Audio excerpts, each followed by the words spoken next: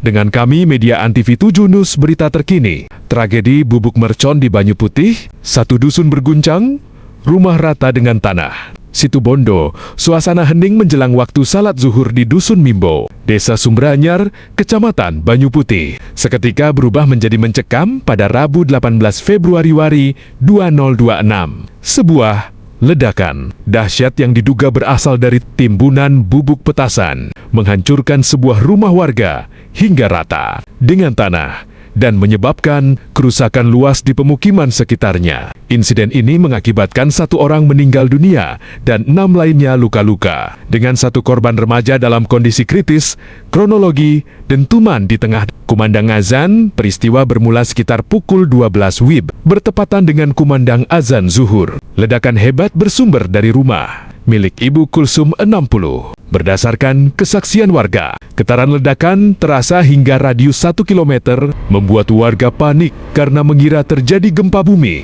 Suaranya sangat keras, seperti bom besar. Kami semua lari keluar rumah dan melihat kepulan asap putih membubung tinggi di lokasi kejadian, ujar salah seorang warga setempat. Begitu asap menipis, warga mendapati rumah Ibu Kulsum sudah hancur lebur menjadi puing-puing bangunan. Dampak kerusakan dan evakuasi korban. Kekuatan ledakan tidak hanya meratakan 1 rumah, tetapi juga menghantam bangunan di sekitarnya. Sedikitnya 5 hingga 7 rumah tetangga mengalami kerusakan, mulai dari kaca pecah, plafon ambrol, hingga keretakan dinding yang cukup parah.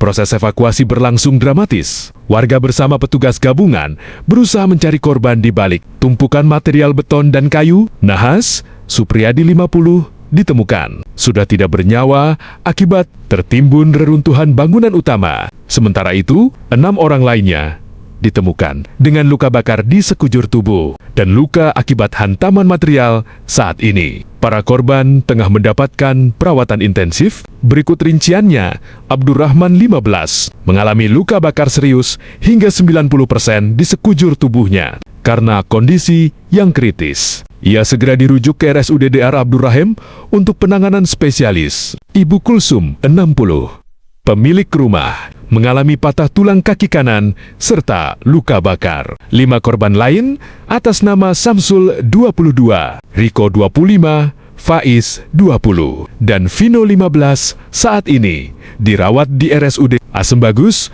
karena luka bakar dan trauma ledakan. Kapolres Situbondo AKBP Bayu Anwar Sidiki langsung turun ke lokasi untuk memimpin olah TKP merak. Area kejadian kini dipasangi garis polisi-polis lain untuk mencegah warga mendekat karena struktur bangunan yang tersisa masih sangat tidak stabil.